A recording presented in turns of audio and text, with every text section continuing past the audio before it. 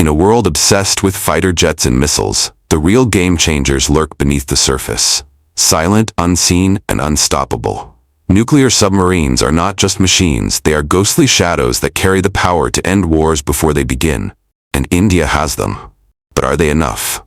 As China expands its naval footprint and great power rivalries intensify in the Indo-Pacific, India's underwater deterrent is now the most critical, yet the least talked about, pillar of national defense.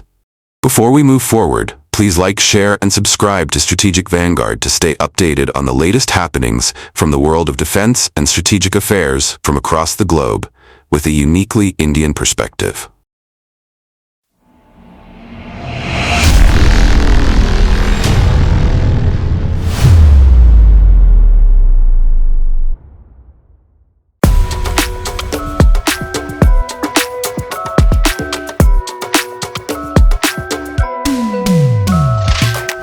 Submarines have always held a mythical quality, vessels that vanish beneath the waves for months. But nuclear submarines, both SSNs, attack submarines, and SSBNs, ballistic missile submarines, are a different breed. They don't need to surface, they don't need to refuel, and they can carry nuclear-tipped missiles capable of striking cities thousands of kilometers away. SSBNs are the cornerstone of second strike capability.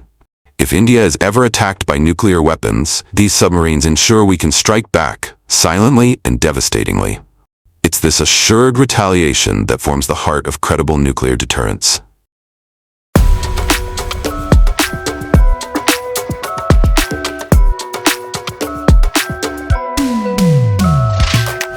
Enter INS Arihant, the first Indian-made nuclear-powered ballistic missile submarine. Commissioned in 2016, it marked India's entry into an elite club of nations. Only 6 others possess similar capability. Arihant is armed with K-15 and K-4 SLBMs, submarine-launched ballistic missiles, with ranges between 750 kilometers and 3,500 kilometers. But let's be clear, this is just the beginning. The INS Arihant, its more advanced sister ship, is reportedly undergoing sea trials. Meanwhile, India plans to build more powerful SSBNs capable of carrying longer-range missiles and more warheads. However, our fleet is still small. Just 1 SSBN operational, 1 more on the way. China, in contrast, already has 6 active nuclear ballistic missile submarines and is working on a new generation of stealthier subs.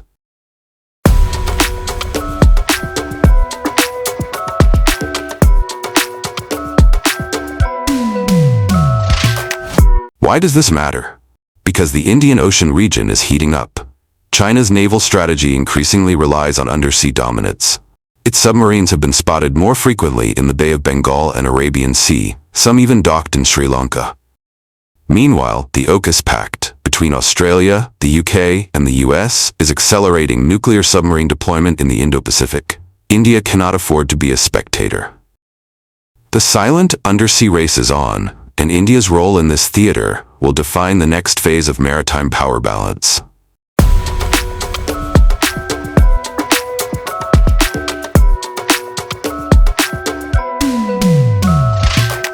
But what's next? India isn't just working on SSBNs, it's reportedly developing 6 nuclear-powered attack submarines, SSNs, which could be commissioned in the 2030s.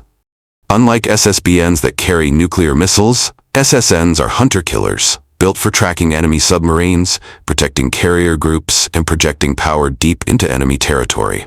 This indigenous SSN program is backed by the Defense Acquisition Council and is India's biggest submarine project to date. With tensions rising in the South China Sea and India's strategic ambitions expanding, these submarines will give New Delhi true blue water capability.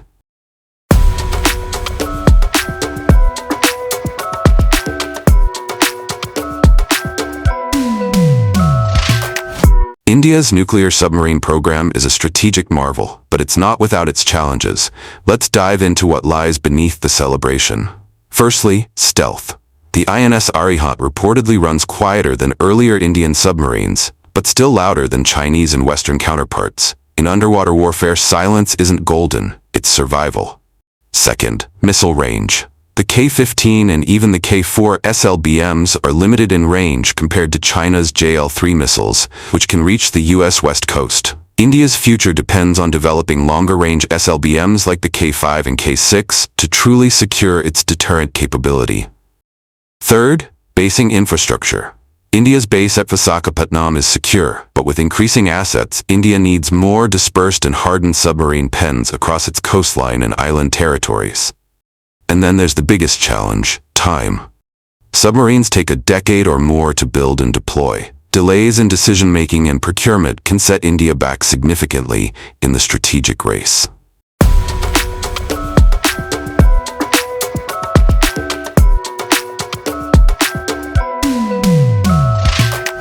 This isn't just about submarines. This is about India's place in the future of maritime geopolitics.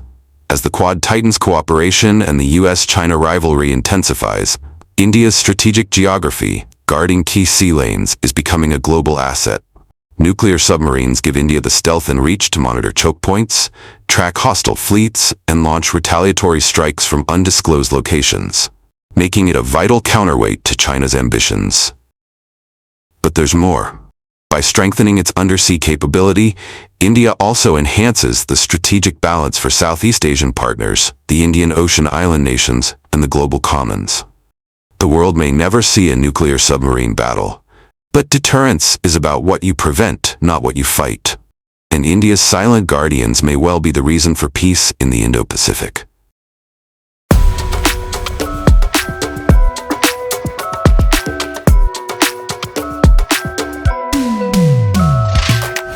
So, what do India's nuclear submarines truly represent?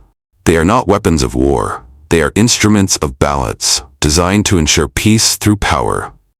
But the ocean is getting crowded. China, the US, and others are racing to dominate the depths. Will India keep pace or be outpaced? Do you think India's nuclear submarine fleet should be prioritized above aircraft carriers or fighter jets? Tell us your thoughts in the comments. Subscribe to Strategic Vanguard for more deep dive videos on India's military, maritime power, and global strategy.